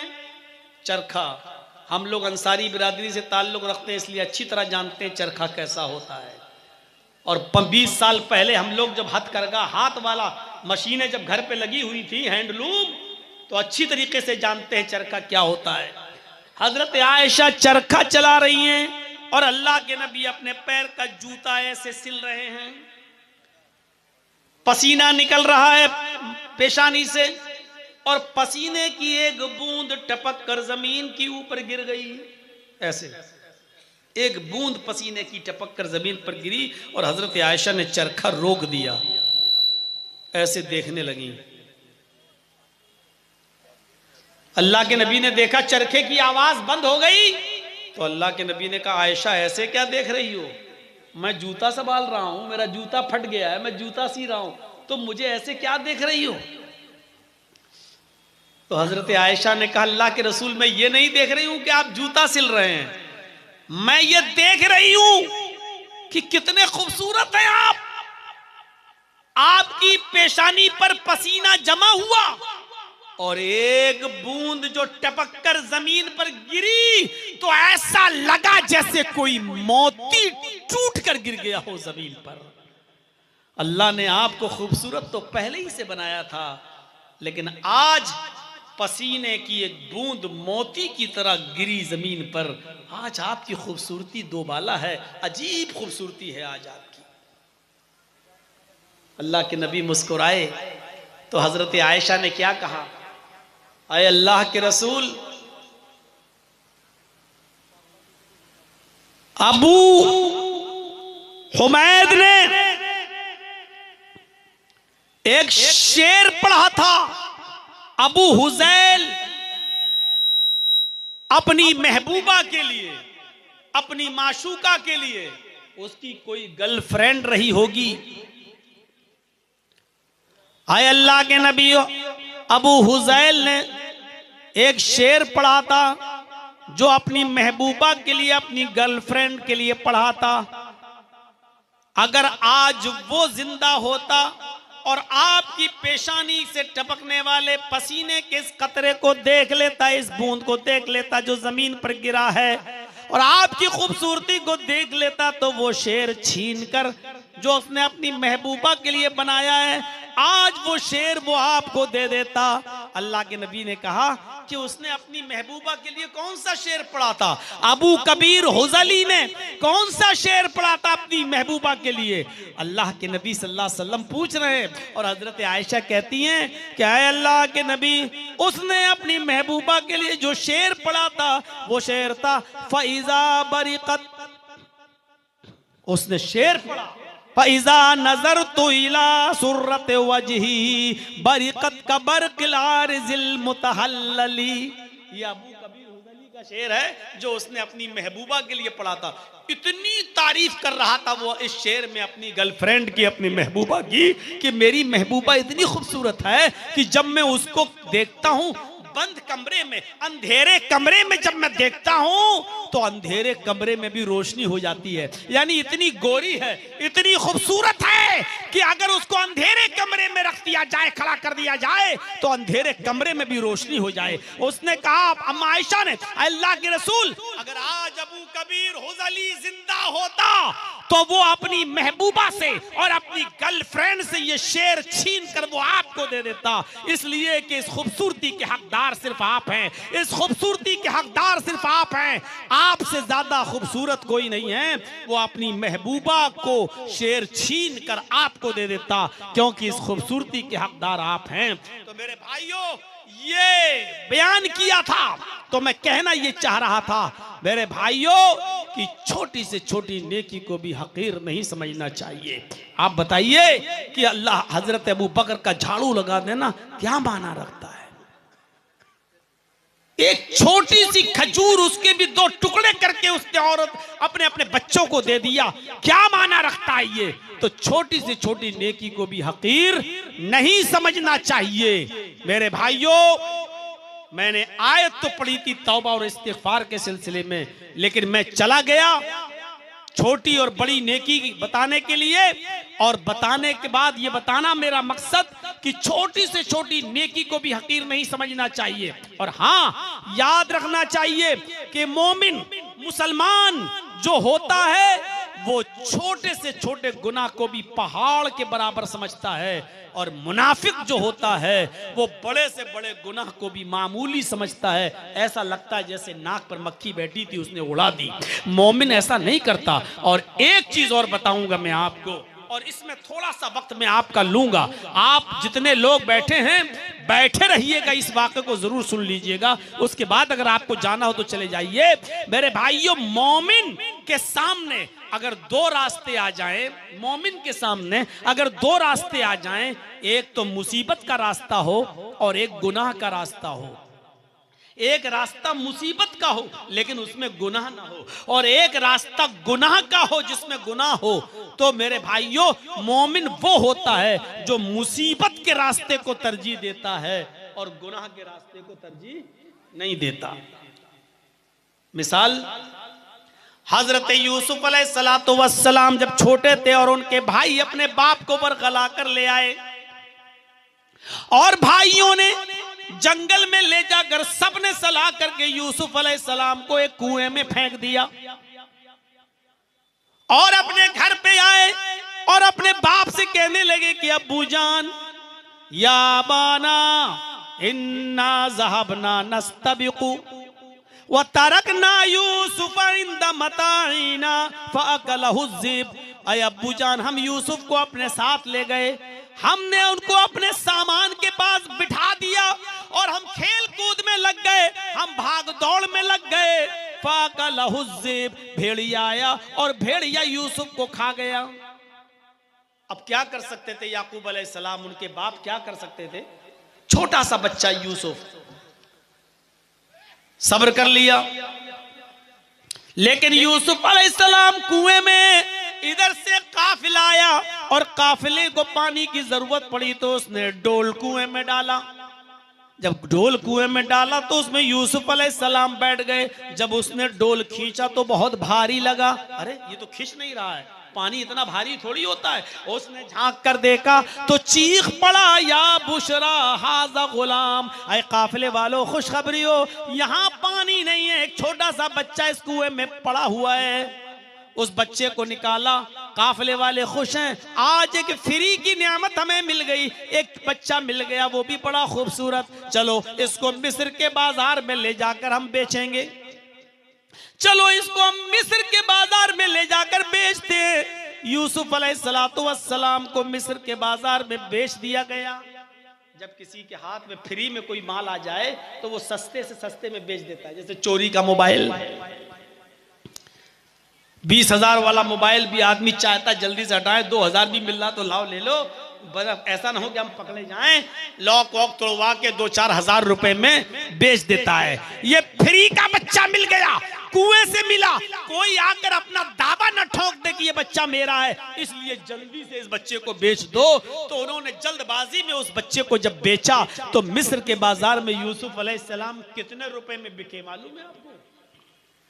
कुरान कहता है वशरऊहु बिसमनिन बख्सिन दराहिम मअदूदा, उन्होंने यूसुफ को चंद सिक्कों में बेच दिया, यूसुफ अलैहिस्सलाम को चंद खोटे सिक्कों में बेच दिया, हल्की फुल्की कीमत में बेच के चले गए।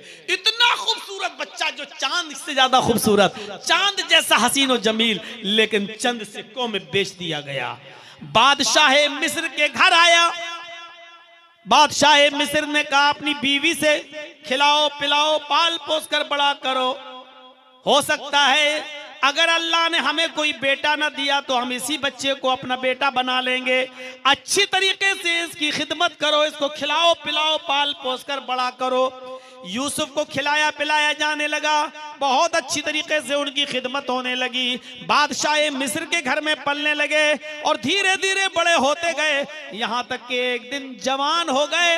और जब बालिग हुए तो बादशाह की बीवी ही उन पर डोरे डालने लगी। यहां से सुनिएगा, बादशाह की बीवी ही उनके ऊपर डोरे डालने लगी।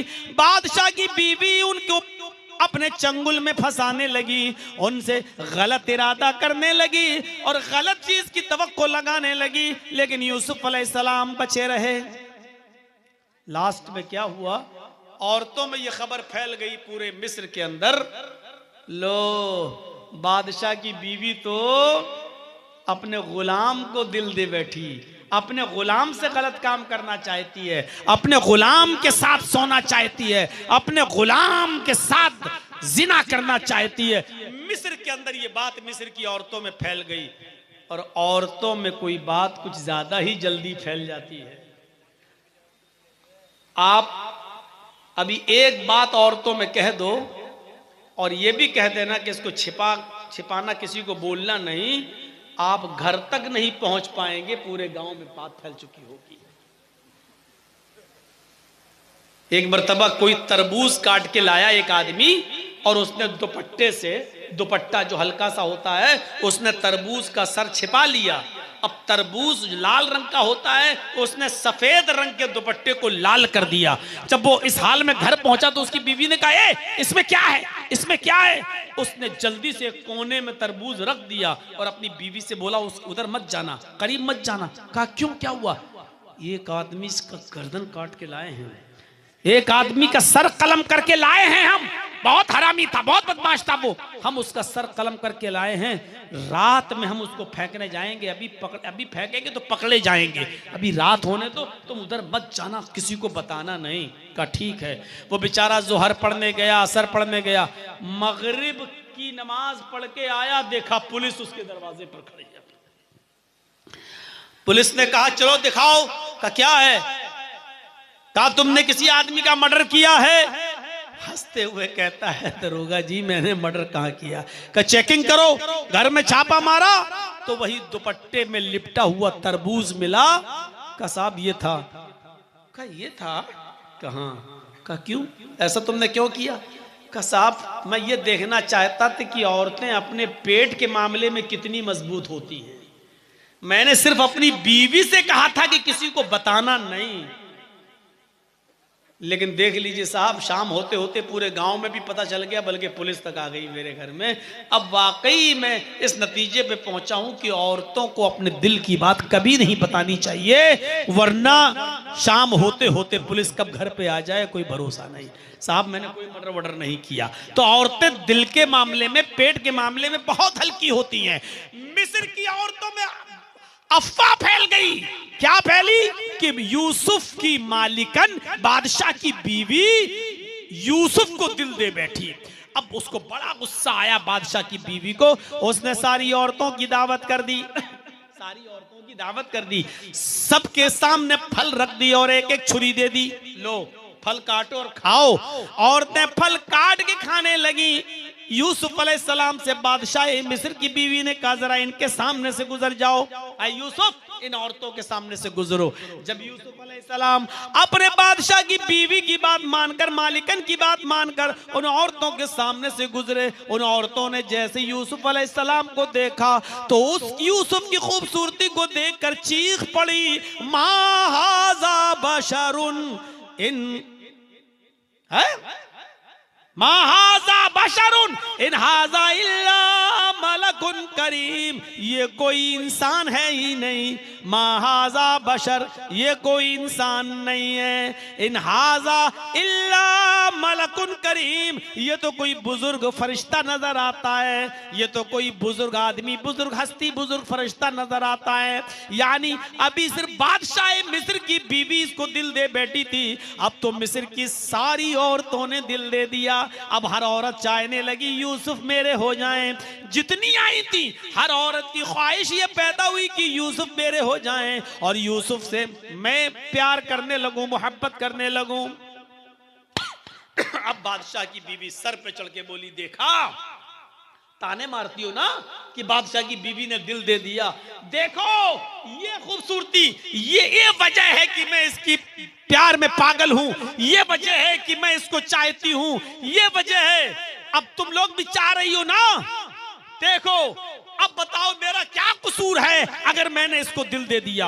और यूसुफ के सामने यूसुफ को धमकी भी दे रही है। उन तमाम औरतों के सामने क्या कहती है, आए औरतों सुन लो, आए मिस्र वालियों सुन लो, अगर यूसुफ ने मेरी बात न मानी, अगर इसने मेरे इरादे को पूरा न किया, अगर इसने मेरे साथ रात न गुजारी, अगर इसने मेरे साथ वो काम न किया जो मैं चाहती हूँ, यानी मेरे साथ बुरा काम न किया, जिना न किया, अगर ये मेरे साथ बिस्तर पे ना लेटा, तो मैं इसको ऐसी सजा दिलवाऊंगी जो ये जिंदगी भर याद रखेगा, या जेल के अंदर भिजवा दूंगी, जिंदगी भर जेल में सड़ेगा। सारी औरतों के सामने यूसुफ को धमकी दी जा रही है। अब यूसुफ अलैहिस्सलाम के सामने दो रास्ते हैं, जेल में जाने का यानी मुसीबत उठाने का, या उस औरत की बात मानकर उसके इरादे को पूरा करके गुनाह का रास्ता। और गुनाह के रास्ते में फायदा है, अगर यूसुफ उसकी बात मान लें और उसके साथ गलत काम कर लें तो यूसुफ अलैहिस्सलाम की पांचों उंगली घी में सारी खुशियां वो देने के लिए तैयार, यूसुफ को अलग कमरा देने के लिए तैयार, यूसुफ के अलग बिस्तर करने के लिए तैयार, यूसुफ को वक्त देने के लिए तैयार, यूसुफ को जिंदगी की सारी नेमतें निछावर करने के लिए तैयार, अगर यूसुफ उसकी बात मान लें। और अगर ना माने तो गलत इल्जाम लगाकर जेल में भिजवाने के लिए तैयार। यूसुफ अलैहिस्सलाम के सामने दो रास्ते हैं, एक जेल में जाने का मुसीबत का रास्ता और एक गुनाह करके आराम का रास्ता। इसके साथ गुनाह करके गलत काम करके जो है आसान रास्ता, गुनाह का रास्ता। अब यूसुफ अलैहिस्सलाम को इन दोनों रास्तों में से एक रास्ता चुनना है। यूसुफ अलैहिस्सलाम को इन दोनों रास्तों में से एक रास्ता अपनाना है। आए यूसुफ बताओ, जेल में सड़ना चाहते हो या फिर मेरे साथ सोना चाहते हो, मेरे साथ बिस्तर पे जाना चाहते हो, मेरे इरादे को पूरा करना चाहते हो? यूसुफ अलैहिस्सलाम ने जो जवाब दिया वो सुनिए। ओ मेरे प्यारे साथियों, यूसुफ अलैहिस्सलाम ने जो जवाब दिया वो जवाब सुनो। रब्बिस सिजनु अहब्बु इलैया मिम्मा यदऊननी इलैहि।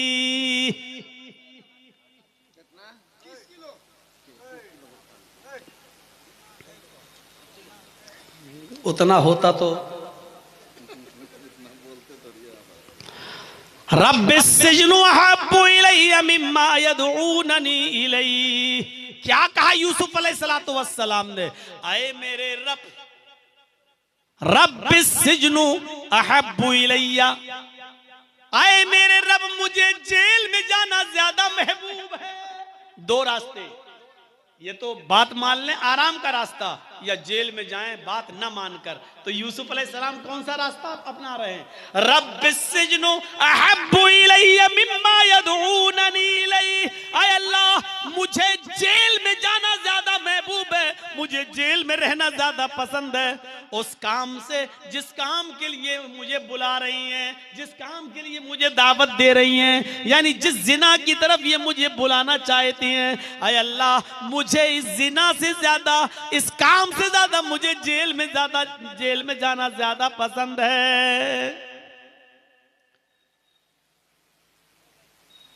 इसके बाद देखिए, व इल्ला तसरिफ अन्नी कैदहुन्ना अस्बु इलैहिन्ना व अकुम मिनल जाहिलीन। ऐ अल्लाह, अगर तूने मुझे इनकी चालों से न बचाया, इल्ला तसरिफ अन्नी कैदहुन्ना, अगर तूने मुझे इनकी चालों से महफूज न किया। औरतों की चालें बड़ी खतरनाक होती हैं और इसको यूसुफ अलैहिस्सलाम भी समझ रहे हैं। यूसुफ अलैहिस्सलाम ने कहा, व इल्ला तसरिफ अन्नी कैदहुन्ना, अल्लाह अगर तूने मुझे इनकी चालों से, इनकी शरारत से, इनके शातिर दिमाग से अगर तूने मेरी हिफाजत न की, मुझे नहीं बचाया, अस्बु इलैहिन्ना, तो मैं वो काम कर बैठूंगा, मैं जिना कर जाऊंगा, मैं इस मुसीबत में मुब्तला हो जाऊंगा, मुझे ये जबरदस्ती गलत काम हमसे करवा लेंगी। अय अल्लाह, अगर तूने मुझे इनकी चालों से, अगर तूने मेरी हिफाजत न की। औरत की चाल बड़ी खतरनाक, वही तुमको कॉल करेगी, वही तुमसे मीठी मीठी बातें करेगी, वही तुमको अपने प्यार के जाल में फांसेगी, और वही तुम पर अपना पूरा भरोसा लुटा देगी, और वही तुमको अपने घर में बुलाकर अपने यार, अपने दोस्त से मिलकर तुम्हें मरवा देगी और कत्ल करवा देगी। मेरे भाइयों, मेरे साथियों, शाह फैसल का कत्ल उसके भतीजे ने ऐसे ही नहीं कर दिया था।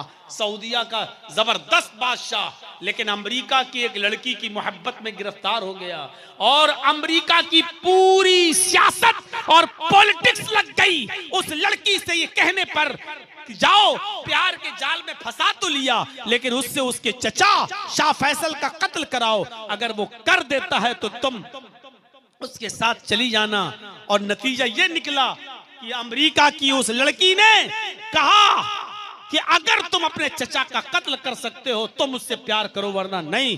प्यार की मोहब्बत की मार के आगे ये बेबस था, दीवाना था, मजनू था, उस अमेरिकन लड़की की याद का पागल था, लिहाजा इसने अपने चचा का कत्ल कर दिया। और यही अमेरिकन हुकूमत चाहती थी। इधर शाह फैसल का कत्ल हुआ, पोल खुली कि उसका भतीजा इन्वॉल्व है, भतीजा पे पकड़ा गया, लड़की ने बारात का पल्ला झाड़ लिया, मैं इसको जानती ही नहीं, और नतीजा ये निकला सऊदी कानून के मुताबिक खून का बदला खून, कत्ल का बदला कत्ल। लिहाजा बादशाह के कत्ल के बाद शाह फैसल के भतीजे को भी सऊदिया के अंदर कत्ल कर दिया गया, कत्ल के इल्जाम में। ना खुदा ही मिला, ना विसाले सनम, ना इधर के हुए ना उधर के रहे हम, ना लड़की ही मिली, चचा भी गया और अपनी जिंदगी से भी हाथ धो बैठा। ये औरतों के चालें, ये औरतों के जाल हुआ करते हैं। इसलिए अल्लाह के नबी ने कहा, अल-निसाउ हिबालतु शयातीन, औरतें शैतान का जाल हैं। शैतान मर्दों का शिकार करता है ये जाल फेंक कर, जैसे हम और आप मछली का शिकार करते हैं जाल डालकर, ऐसी शैतान औरतों का जाल फेंकता है मर्दों का शिकार करने के लिए। ये औरतें शैतान का जाल हैं, मर्दों का शिकार करता है शैतान इन औरतों का जाल इस्तेमाल करके। तो मेरे भाइयों, हजरत यूसुफ अलैहिस्सलाम ने क्या कहा, रब्बिस्सिज्नु अहब्बु इलैया मिम्मा यदूननी इलैहि, ऐ अल्लाह मुझे जेल में जाना ज्यादा पसंद है, ज्यादा महबूब है उस बुराई से जिसकी तरफ ये मुझे बुला रही हैं और गलत काम करना चाहती हैं। मुझे उस काम से ज्यादा बेहतर लगता है कि मैं जेल में सड़ जाऊं, जेल में चला जाऊं। वइल्ला तस्रिफानी कैदहुन्ना अस्बु इलैहिन्ना, ऐ अल्लाह अगर तूने मुझे इनकी चालों से महफूज न किया, इनकी चालों से मेरी हिफाजत न फरमाई, अस्बु इलैहिन्ना, तो मैं इनके चक्कर में पड़ जाऊंगा, इनके साथ गलत काम कर बैठूंगा, वो अकुम मिनल जाहिलीन, और नादानों में से हो जाऊंगा। यूसुफ अलैहिस्सलातु वस्सलाम ने मुसीबत का रास्ता अख्तियार किया, परेशानी का रास्ता अख्तियार किया, लेकिन गलत काम नहीं किया। वो दौर भी याद कर लिया और ले जाइए अपना दिमाग में, अब नहीं जाऊंगा वहां तक। उस औरत ने क्या क्या नहीं किया। यूसुफ इधर आओ, गई, ये दरवाजा बंद, और आगे आओ, वो दरवाजा बंद, एक और दरवाजे में ले गई, इधर आओ, वो दरवाजा बंद, और आखिरी दरवाजे में ले गई, और वहां कमरे में कहती है आओ, अरे यूसुफ आओ, कोई नहीं देख रहा, आओ। उसने यूसुफ को पकड़ना चाहा, अपनी तरफ गिराना चाहा, माइल करना चाहा। यूसुफ भागे, ये दरवाजा खोलकर भागने में कामयाब, दूसरे दरवाजे को खोलकर भागने में कामयाब, ये पीछा कर रही है, तीसरा दरवाजा खोलकर भागने में कामयाब, चौथे दरवाजे पर पकड़े गए। इसने पीछे से कुर्ता खींचा, यूसुफ ने दरवाजा खींचा, उस औरत ने अपने ऊपर खींचा, पीछे से कुर्ता फट गया, यूसुफ जमीन के ऊपर गिरे, बादशाह मिस्र की बीवी भी गिरी। यूसुफ ने जब दरवाजा पकड़ा और इसने पीछे से खींचा तो दरवाजा भी खुल गया। सामने बादशाह खड़ा है जो देख रहा है, बादशाह की बीवी नीचे, यूसुफ उसके बगल में, सामने बादशाह झट से उठकर इल्जाम लगाती है और कहती है, आपकी बीवी के पास कोई गलत काम के इरादे से आए और उसके साथ गलत काम करना चाहे तो उसकी सजा क्या होनी चाहिए। ये चाल बुलाया भी खुद, लेकर भी खुद गई और कमरे भी खुद बंद किए, वग़ल्क़तिल अब्वाब। और फिर जब यूसुफ भागे तो इल्जाम भी लगा दिया। लेकिन औरत ही के घर का कोई जज था, औरत के घर का ही कोई शाहिद था, औरत के घर का ही कोई जज था जिसने फैसला सुनाया। तो उसने कहा बादशाह से, यूसुफ की कमीज देखो, अगर आगे से फटी है तो यूसुफ झूठा, तेरी बीवी सच्ची, और यूसुफ की कमीज अगर पीछे से फटी है तो यूसुफ सच्चा और तेरी बीवी झूठी। और जब कमीज देखी गई तो यूसुफ की कमीज पीछे से फटी थी, यानी बीवी झूठी है और यूसुफ सच्चा। बादशाह ने कहा औरतों की चालें बड़ी खतरनाक होती हैं, चलो अब इस बात को आया जाया कर दो, ख़त्म कर दो, इधर उधर कर दो। यूसुफ भूल जाओ इस मामले को और जाओ। लेकिन उसकी प्लानिंग देखो औरतों की कितनी खतरनाक होती है। यूसुफ अलैहिस्सलाम इधर भी अपने आप को बचाए। 1.5 घंटा काफ़ी है। आप जब मैं बोला था तो बहुत कुछ थे, भीड़ थी, लेकिन अब रात के 2 बजे तक आधे से ज़्यादा लोग जा चुके हैं। गुजारिश है मेरी आपसे मेरे भाइयों कि बहुत ही ज़्यादा मोहब्बतों से आपने मुझे नवाजा है, बहुत से आपने मुझे मोहब्बतों से नवाजा है और बहुत ज़्यादा प्यार आपने मुझे दिया है कि 25 साल से अब तक आप मुझे हर जलसों में बुलाते हैं और सुनते हैं। आपका मदरसा सिराजुल उलूम और ताज्जुब है, सिराजुल उलूम ही है ना? हाँ, मदरसा सिराजुल उलूम। और आप ताज्जुब करेंगे, मैं भी नेपाल से जिस मदरसे से फारिग हूँ उसका नाम भी सिराजुल उलूम। अब आप देखिए, हम नाम मदरसा मिल गया है। तो इस मदरसे में जो बच्चों को देखता हूँ पढ़ लिख कर निकल रहे हैं, और बड़ा मदरसा, तो मेरे भाइयों आपने गैरों के और दूसरों के हाथों में जो ताबुन किया, मैं आपके सामने 10 मिनट के लिए बैठा हूँ। चलते चलते मेरे हाथ में भी इस मदरसे का ताबुन करते जाएं, ताकि मुझे लगे कि आप मेरी आवाज़ पर लब्बैक कहते हैं और मुझसे भी मोहब्बत का इजहार करते हैं, और मेरी मोहब्बत आपके दिलों में अभी भी बाकी है। तो ज़्यादा से ज़्यादा इस मदरसे का ताबुन आप कीजिए। अल्लाह रब्बुल आलमीन आपको इसका पूरा पूरा अजर अज़ीम अता फरमाए। लाइए, बहुत जल्दी 10 मिनट के लिए बैठा हूँ। जज़ाकुमुल्लाहु अहसनल जज़ा। आप बहुत जल्दी ताबुन करते जाइए। अल्लाह ताला आपको इसका अजर अज़ीम अता फरमाए। अल्लाह जब तक हमें ज़िंदा रखे, इस्लाम पर ज़िंदा रखे, और जब हमारा खात्मा हो तो ईमान पर हमारा खात्मा फरमाए। वमा अलैना इल्लल बलागुल मुबीन व आखिरु दावाना अनिल हम्दुलिल्लाहि रब्बिल आलमीन। अस्सलामु अलैकुम व रहमतुल्लाहि व बरकातुहू। लाइए।